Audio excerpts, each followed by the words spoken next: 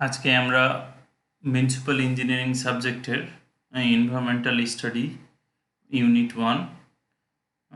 Unit ওয়ানের আমরা third part আমরা অলরেডি পার্ট 1 পার্ট 2 করেছি। থার্ড পার্ট এনভায়রনমেন্টাল স্টাডিজের শেষ পার্টটা রেকর্ডিং করছি। Quality of water. আমরা জানি পৃথিবীতে যত রকমের উপস্থিত জল আছে, কোনো জলই 100% পিওর না। কোনো না কোনোভাবে ওটা দূষিত। কোথাও আন্ডারগ্রাউন্ড মিনারেলের জন্য দূষিত, কোথাও নদীতে ব্যাকটেরিয়ার জন্য দূষিত, কোথাও সাসপেন্ডেড সলিডের জন্য দূষিত, কোথাও ক্লয়েডাল সলিডের জন্য দূষিত, কোথাও অ্যাসিডিটি বেশি, কোথাও ক্ষার বেশি, কোথাও জল হার্ড, কোথাও কোথাও জলের কালার খারাপ অথবা অর্গানিক ইম্পিউরিটিসের জন্য দুর্গন্ধ আসছে জল থেকে। তো এরকম কোয়ালিটি অফ ওয়াটার, এইসব জিনিসগুলোকে ঠিক করা হচ্ছে আমাদের মিউনিসিপ্যাল ইঞ্জিনিয়ারিংয়ের কাজ। ঠিক করতে গেলে জলকে পিউরিফাই করার আগে জানতে হবে ইম্পিউরিটিস কী কী আছে। যেরকম ইম্পিউরিটিস থাকবে সেই রকম ট্রিটমেন্ট করে সেটাকে আমরা পিওর করব। তো ইম্পিউরিটিসগুলো আছে জানার জন্য আমাদেরকে টেস্ট করতে হবে। সেই টেস্ট বায়োলজিক্যাল টেস্ট হতে পারে, ফিজিক্যাল টেস্ট হতে পারে, আর কেমিক্যাল টেস্ট হতে পারে। এই impurities, physical impurities, chemical impurities আর বায়োলজিক্যাল ইম্পিউরিটিস।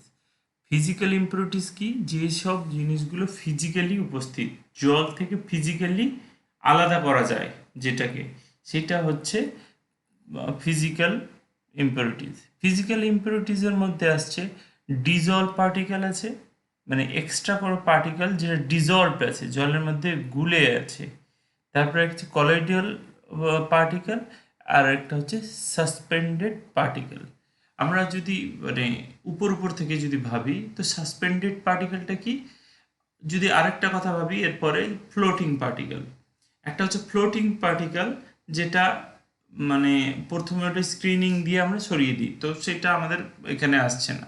তার প্রথমে যেগুলো ভাসমান সেটা উপরে থাকবে। তারপরে সাসপেন্ডেড, যেটা পার্টিকেলের সাইজগুলো বড় কিন্তু জলের মধ্যে আছে, যেটা কম গুলে আছে, সেটাকে সাসপেন্ডেড পার্টিকেল বলবো। আর তার চেয়ে ছোট পার্টিকেল হচ্ছে ক্লয়েডাল পার্টিকেল, সেটা তার চেয়ে ছোট পার্টিকেল। আর সব থেকে ছোট পার্টিকেল হচ্ছে dissolved particle.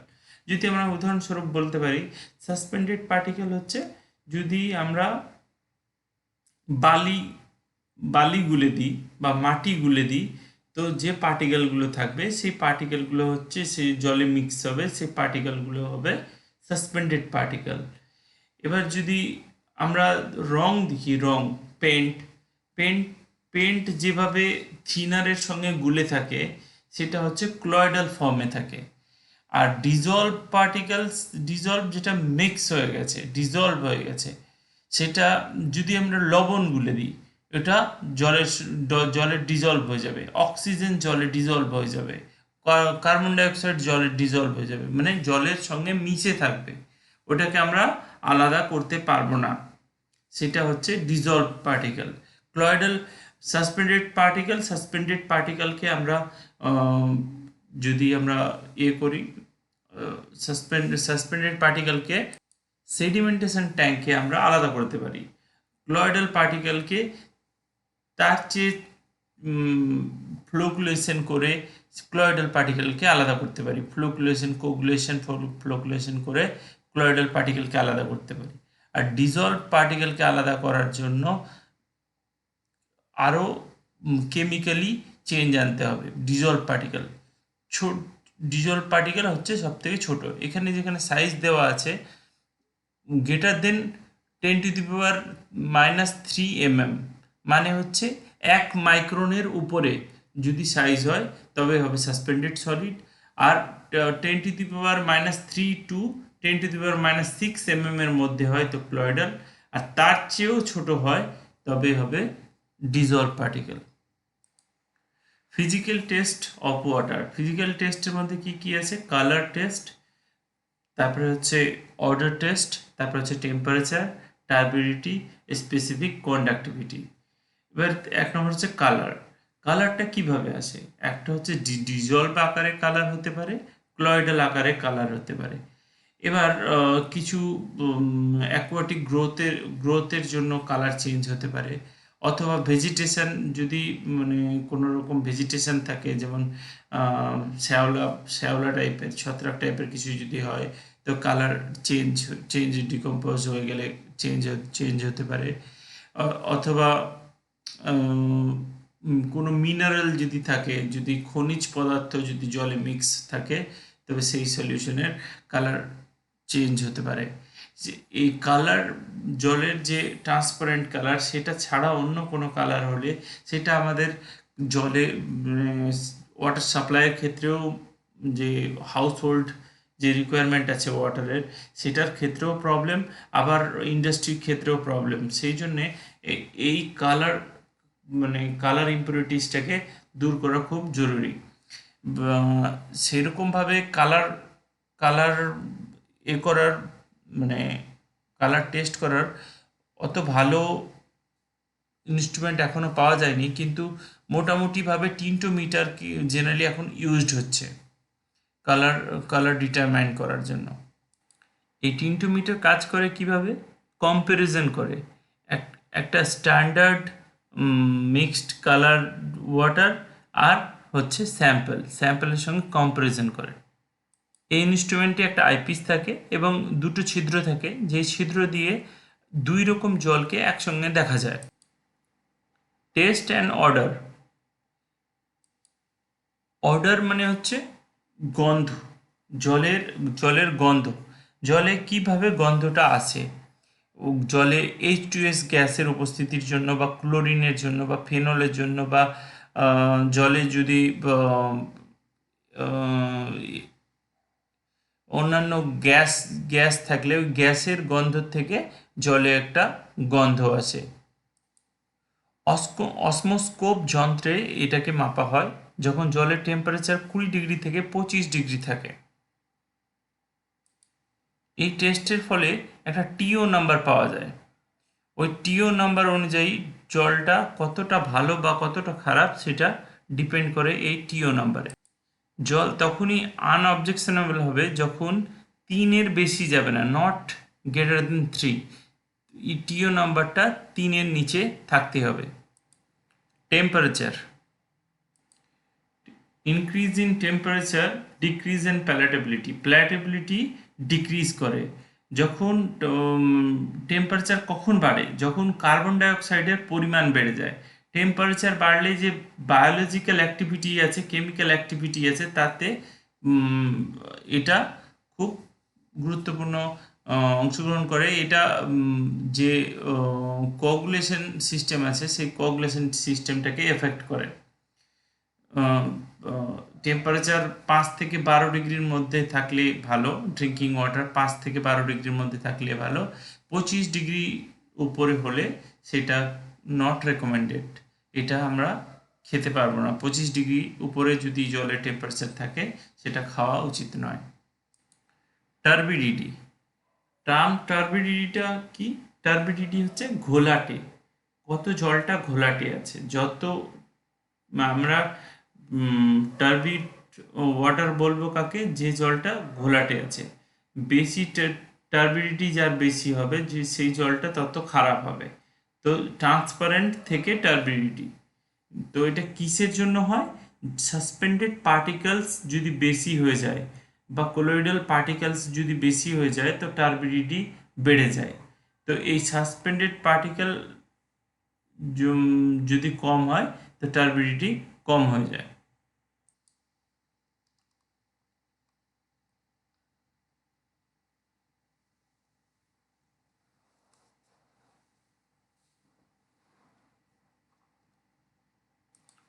Specific conductivity of water, জলের কন্ডাক্টিভিটি কি কতটা আছে, স্পেসিফিক কন্ডাক্টিভিটি, সেটা হচ্ছে স্পেসিফিক কন্ডাক্টিভিটি। সেটা কিভাবে মানে কন্ডাক্টিভিটি কার উপর ডিপেন্ড করে? ডিজলভ সল্টের উপরে। যত পরিমাণ ডিজলভ সল্ট থাকবে জলে তার উপরে ডিপেন্ড করছে স্পেসিফিক কন্ডাক্টিভিটি। এই টেস্টটা করা হয় পোর্টেবল ডায়নিক ওয়াটার টেস্টার দিয়ে। এর ইউনিট হচ্ছে মাইক্রোমোস পার সেন্টিমিটার।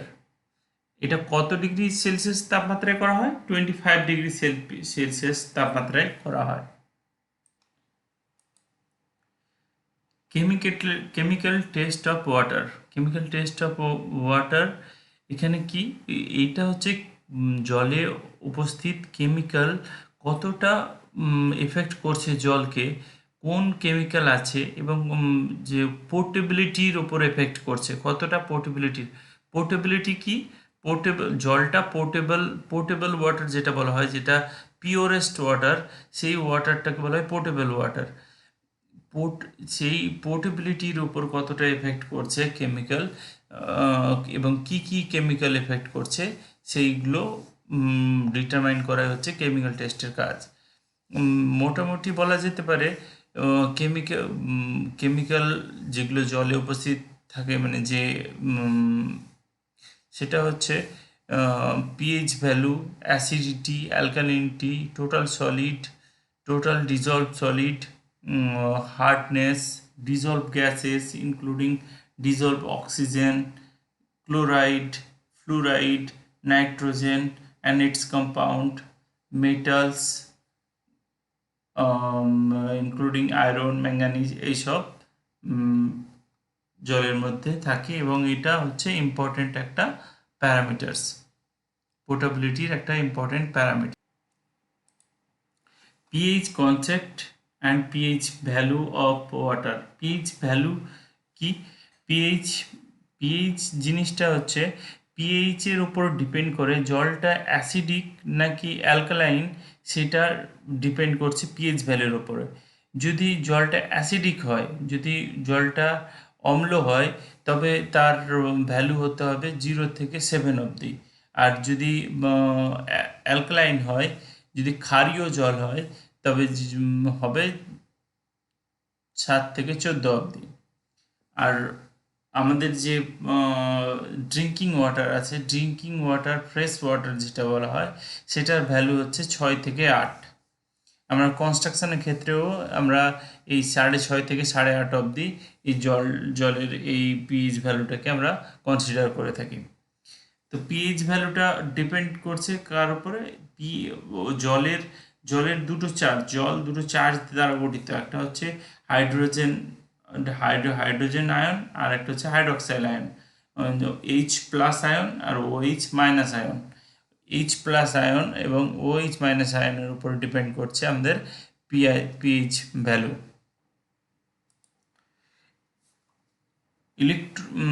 পিএইচ ডিটারমাইন করার দুটো মেথড আছে, একটা হচ্ছে ইলেকট্রোমেট্রিক মেথড আর একটা হচ্ছে ক্যালোরিমেট্রিক মেথড। অ্যাসিডিটি, জলের অ্যাসিডিটি হচ্ছে যখন পিএইচ ভ্যালু 7-এর নিচে থাকবে তখন জলটাকে অ্যাসিডিক জল বলা হয় জলের, সেটা হচ্ছে অ্যাসিডিটি। এটা কিসের জন্য হয়?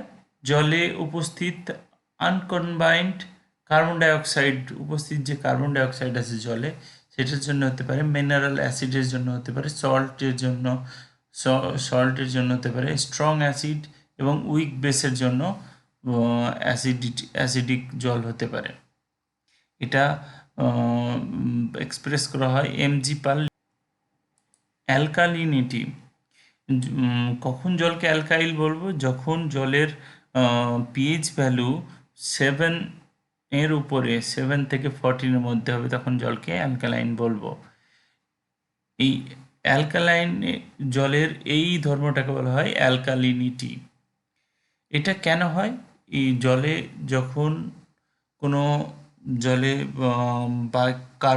বাইকার্বনেট, হাইড্রোক্সাইডসগুলো যখন জলে উপস্থিত থাকবে তখন জল অ্যালকাইল হয়ে যাবে। এটা কিভাবে প্রকাশ করা হয়? mg পার লিটারে প্রকাশ করা হয়। দুই টাইপের অ্যালকালিনিটিস আছে, তার মধ্যে হচ্ছে এক নম্বর হচ্ছে ফেনফথলিন অ্যালকালিনিটি আর methyl orange alkalinity. Total solid, suspended solid আর ডিজলভ সলিড। টোটাল সলিড কি? যে ফরেন মেটেরিয়াল মানে যে মেটেরিয়াল জলের ছাড়া এক্সট্রা মেটেরিয়াল জলে যেটা থাকবে সেটাকে ফরেন মেটেরিয়াল বলা হয়। সমস্ত টোটাল ফরেন মেটেরিয়ালের উপস্থিতি হচ্ছে টোটাল সলিড। সেটা সাসপেন্ডেড আকারে হতে পারে অথবা ডিজলভ আকারে হতে পারে। তবে কিভাবে এটা পাওয়া যাবে? আমরা যদি জলটাকে 103 ডিগ্রি থেকে 105 ডিগ্রি সেলসিয়াস তাপমাত্রায় ফোটানোর পর দেখব আমরা যেটা রেসিডিউ থাকবে, যেটা বেঁচে থাকবে, নিচে থেঁতিয়ে থাকবে, সেটাই হবে টোটাল সলিড। ডিজলভ সলিডটা কিভাবে পাবো? যদি আমরা টোটাল, আমরা প্রথমে কি করলাম, টোটাল সলিড পেলাম। টোটাল সলিডটা হচ্ছে যে টোটালটাকে জলটাকে ফুটানো হলো, ফুটিয়ে বাষ্পীভূত করা হলো, যেটা পড়ে থাকলো সেটা হলো total solid. Are suspended solid কি? যেটা ফিল্টার করার পর যেটা ফিল্টারের গায়ে লেগে থাকলো ফিল্টার পেপারে, সেটা হলো সাসপেন্ডেড সলিড। আর ডিজলভ সলিডটা কি হলো? ডিজলভ সলিড হচ্ছে টোটাল সলিড যেটা পেলাম সেটা থেকে ফিল্টারের গায়ে লেগে থাকা সলিড, মানে সাসপেন্ডেড সলিডটাকে বাদ দিয়ে দিলে আমরা ডিজলভ সলিড পেয়ে যাব। পারমিসিবল সলিডস সেটা হচ্ছে 500 mg পার লিটার বা 500 ppm, 500 ppm পারমিসিবল। যদি ম্যাক্সিমাম ছাড়া যায় তো 1000 ppm বা 1000 মিলিগ্রাম পার লিটার পারমিট করা যেতে পারে। এর চেয়ে বেশি হলে সাইকোলজিক্যাল ইফেক্ট পড়বে হিউম্যানের শরীরে, মানুষের শরীরে সাইকোলজিক্যাল ইফেক্ট পড়বে। হচ্ছে হার্ডনেস অফ ওয়াটার। এই হার্ডনেসকে 4 ভাগে ভাগ করা যায়: soft water, moderately hard water, very hard water. Hardness এর আগে আমরা চ্যাপ্টারে পড়েছি, যেটা হচ্ছে একটা হচ্ছে টেম্পোরারি হার্ডনেস, একটা হচ্ছে পার্মানেন্ট হার্ডনেস। টেম্পোরারি হার্ডনেস কোনটা? কার্বনেট, বাইকার্বনেট যে সল্টটা আছে সেই সল্টটা হচ্ছে টেম্পোরারি হার্ডনেস, এবং বাকি যে সল্টগুলো আছে সেগুলো হচ্ছে পার্মানেন্ট হার্ডনেস। টেম্পোরারি হার্ডনেস কিভাবে যাবে? টেম্পোরারি হার্ডনেস যদি আমরা জলকে ফুটাই তো টেম্পোরারি হার্ডনেস চলে যাবে। পার্মানেন্ট হার্ডনেসের জন্য লাইম সোডা মেথড আছে, ইডিটিএম মেথড আছে, এসব দিয়ে আমরা পার্মানেন্ট হার্ডনেস রিমুভ করতে পারবো। ডিজলভ গ্যাসেস, আমাদের যে অ্যাকোয়াটিক যে লাইফ আছে, যেমন মাছ বা যত প্রাণী, উদ্ভিদ, এই প্রত্যেকের বেঁচে থাকার জন্য ডিজলভ গ্যাসের ভূমিকা গুরুত্বপূর্ণ। মাছ সরাসরি বাতাস থেকে অক্সিজেন গ্রহণ করতে পারে না, তারা ডিজলভ অক্সিজেন গ্রহণ করে। তো সেই ডিজলভ অক্সিজেনই হচ্ছে এক ধরনের ডিজলভ গ্যাস। আরও আছে যে যেমন জলজ উদ্ভিদ, জলের মধ্যে যে উদ্ভিদ যেগুলো আছে, সেই জলের মধ্যে শ্যাওলা বা অন্যান্য যেসব উদ্ভিদ জলের মধ্যে থাকে, তারা কার্বন ডাইঅক্সাইড গ্রহণ করে, সেটাও আবার ডিজলভ কার্বন ডাইঅক্সাইড। জলে ডিজলভ কার্বন ডাইঅক্সাইডের ফলে জল অ্যাসিডিকও হতে পারে। ক্লোরাইড টেস্ট করা হয় সোডিয়াম ক্লোরাইডের উপস্থিতি আছে কিনা। সোডিয়াম ক্লোরাইড মানে যদি সোডিয়াম ক্লোরাইড উপস্থিত থাকে মানে বুঝতে হবে সিওয়েজ ওয়াটারের সঙ্গে এটা কন্টামিনেট করছে, সিওয়েজ ওয়াটার এই সাপ্লাই ওয়াটারের সঙ্গে মিশে যাচ্ছে। তো আমরা যদি সোডিয়াম ক্লোরাইডের উপস্থিতি যদি দেখি কি পারমিসিবল রেঞ্জের মধ্যে আছে, তবে বুঝতে হবে ঠিক আছে। যদি তার চেয়ে বেশি হয় তো বুঝতে হবে কোথাও সিওয়েজ ওয়াটার মিক্স করছে। পারমিসিবল লিমিট হচ্ছে 250 ppm। 250 ppm এর বেশি হলে সেটাকে ট্রিটমেন্টের প্রয়োজন আছে। ফ্লোরাইড হচ্ছে একটি খনিজ পদার্থ, যে পদার্থের জন্য আমাদের দাঁতে এফেক্ট পড়ে, যে কম পরিমাণ থাকলেও ক্ষতি এবং সেই লিমিটের বেশি থাকলেও ক্ষতি। তো ফ্লুরাইড কতটা আছে সেটা জানার জন্য টেস্ট করা হয়। যখন জল মাটির নিচে থেকে তোলা হয় তখন মিনারেল মিক্স হয়ে যাওয়া, ফ্লুরাইড মিনারেল মিক্স হয়ে যাওয়ার একটা চান্সেস থাকে। সেই ফ্লুরাইড শরীরের জন্য সবসময় ভালো হয় না, আবার সবসময় ক্ষতিকারক হয় না। লিমিটের মধ্যে থাকলে সেটা শরীরের পক্ষে উপকার। যদি 0.6 থেকে 1 mg পার লিটার হয় তবে এই জলটা সবথেকে ভালো, বা তার চেয়ে উপরে যদি 1.5 হয় ঠিক আছে, চলবে, কিন্তু 0.3-র উপরে গেলে সেটা মারাত্মকভাবে ক্ষতি করবে। এই জল 0.3-র উপরে গেলে চিলড্রেন যখন তাদের দাঁত পার্মানেন্ট দাঁত আসে সেই সময় যদি সেই জল থাকে তাদের দাঁতের গ্রোথের এটা effect. Metals and other chemical substance. মেটালসের মধ্যে আয়রন জলের মিনারেল থাকাটা জরুরি, আবার অধিক পরিমাণে মিনারেল থাকলে সেটা ক্ষতিকারক। তা আয়রনও সেরকম।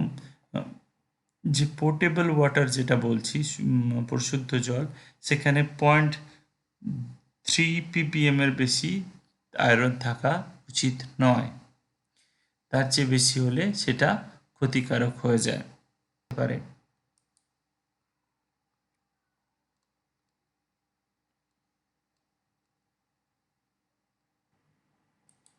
Biological test of water. Biological test জলের মধ্যে যে সাপ্লাই ওয়াটার আছে সেই সাপ্লাই ওয়াটারে